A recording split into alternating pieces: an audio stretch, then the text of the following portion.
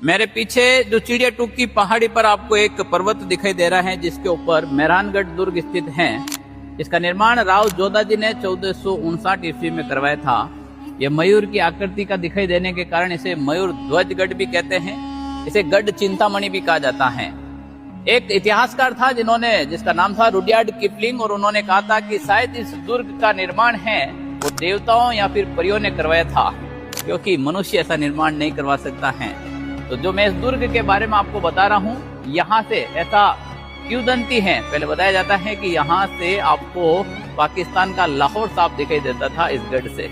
आप कल्पना कीजिएगा कि पहला का राजस्थान कैसा था। ये मारवाड़ का जो क्षेत्र था ये पूरा श्रापित क्षेत्र था, यहाँ पर दुर्ग बनाना संभव नहीं था।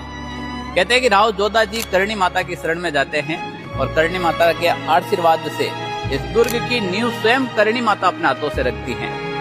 कहा जाता है कि इस दुर्ग के अंदर राजूराम मेघवाल नाम के जिंदा व्यक्ति की बलि दी गई, उनके बलिदान को भी इतिहास में याद किया जाता है। ये वो दुर्ग है जहां पर राजा युद्ध से वापस आता तो रानियां किवाड़ बंद कर देती थी।